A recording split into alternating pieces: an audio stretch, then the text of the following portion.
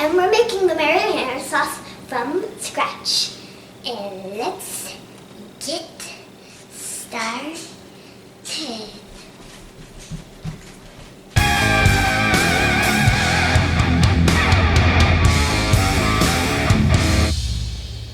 So today we're going to be doing a marinara sauce recipe. It goes great to dip with your calzones. You can put it on pizza or you can mix it in as a pasta dish. Eva's going to talk through the ingredients and explain to you what we're going to be doing. Okay, our ingredients is, so we have these tomatoes in a can.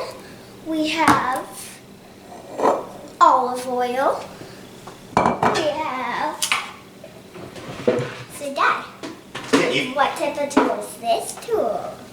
That's a garlic press. So we're going to put some garlic cloves in there and it's going to help.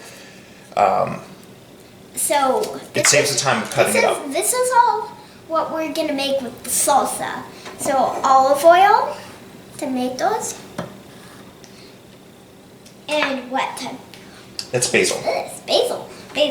Okay. And we're going to use fresh basil. If you don't have fresh basil, you can also use some dry basil out of your cupboard. Dry. It doesn't matter. And you're gonna need a big bowl for the tomatoes because you're gonna be smashing up the tomatoes. And Dad, tell them the rest about it. Thanks, Eve. So I'm going to open up this can of tomatoes, and these are from Italy. They're plum tomatoes, and they're going to be whole. So when we pop them in the bowl here, we're going to want to break those up so they can cook down easy.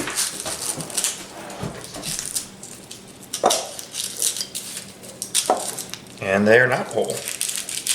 They are not whole. These are definitely not whole. They are not whole. Dad? Eve. Not.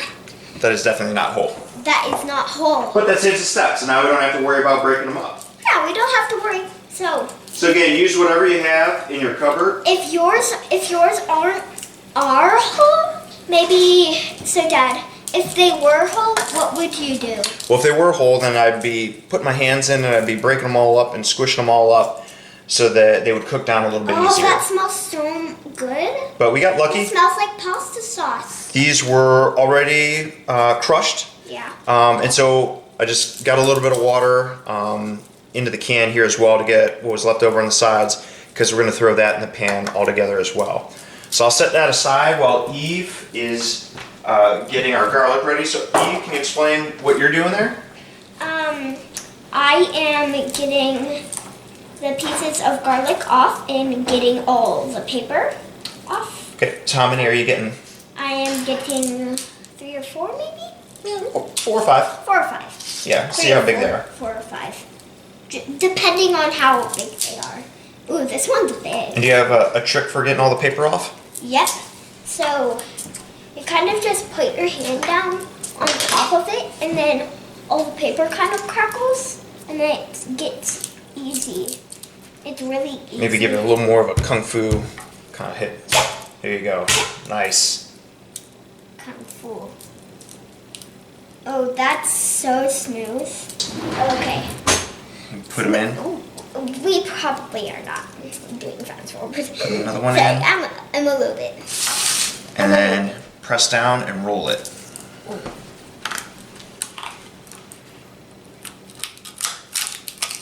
Oh my gosh.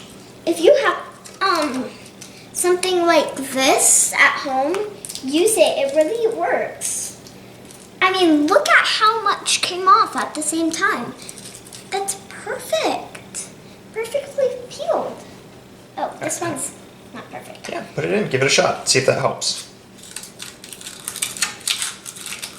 You hear that? It's so cool.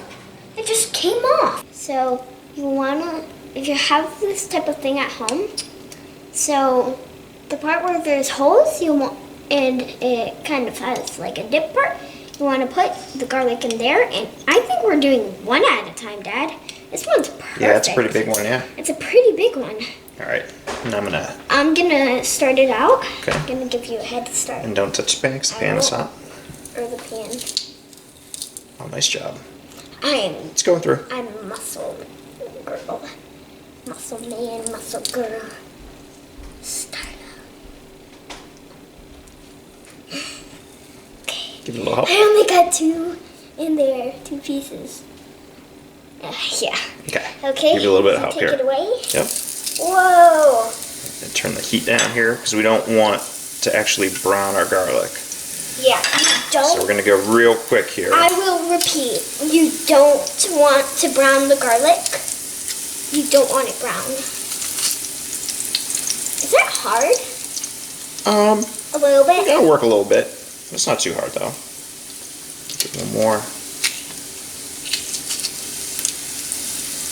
I think that's probably going to be more than enough. These are pretty big garlic cloves. Okay, and I will stir for a second. And you'll need to stir it a little bit before you add in the tomato. Want to just move the garlic around, right, Dad? Yeah. Just want to move And it actually, around. we're starting to get a little bit of brown, and we don't want to get that. Yeah, you don't So we're want gonna to go get ahead. brown. Yeah. Oh, this smells like Mom's special bread. My mom makes really good bread, so this is gonna be good salsa. It is. I'm gonna mix it. All right, so I'm gonna just scrape the bowl so we don't lose all that good stuff. You don't want to lose the salsa. Mix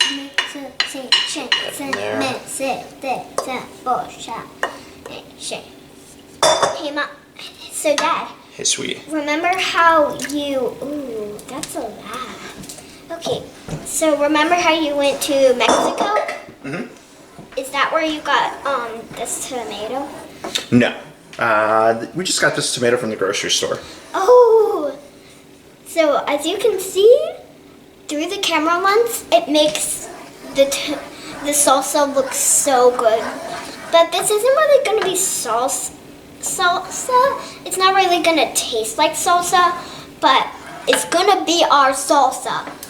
It's going to be our salsa. And I'm gonna throw in some basil leaves. Basil leaves. We're going to add basil leaves. And you can add the whole sprig, Yeah, you can but I'm just kind of pulling some leaves off because I like how it gets mixed in. Kind of. And again, if you don't have fresh basil, Yes.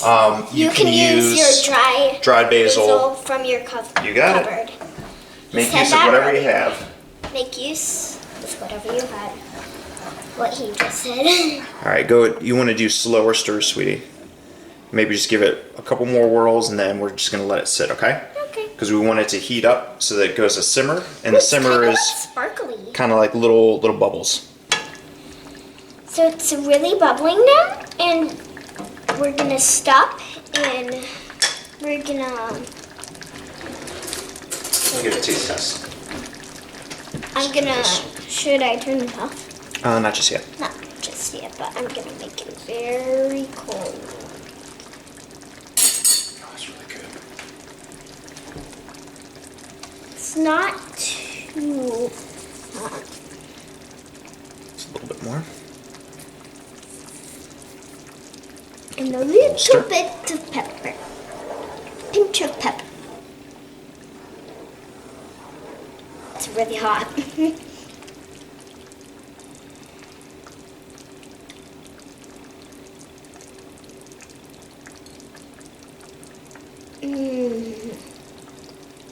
I obviously love it. Salty. And cheekbones. Feel weird. It's really hot. So you might want to blow on it if you're taking a taste test. I'm going to mix it a little bit more because it needs mixing. Does it taste about right? It tastes definitely right. It's spicy. And I think, Dad, why do we have this big... So that big pan I had just sitting in our freezer, so it would get super cool. Because what I'm gonna do, I'm gonna just stand back a little bit so I don't burn you. I'm gonna go ahead and pour off the sauce into the pan. You're burning my chin. It looks like you're burning. And what that helps it do is just help to start cooling it off and at least stopping the cooking process by getting it out of that hot pan. My chin's on the pan.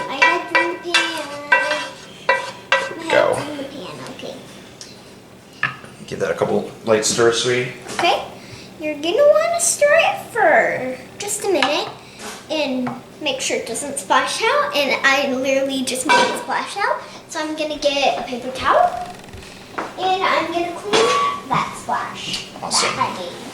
Because chefs clean their spaces. You gotta keep everything nice and clean, right? Yes.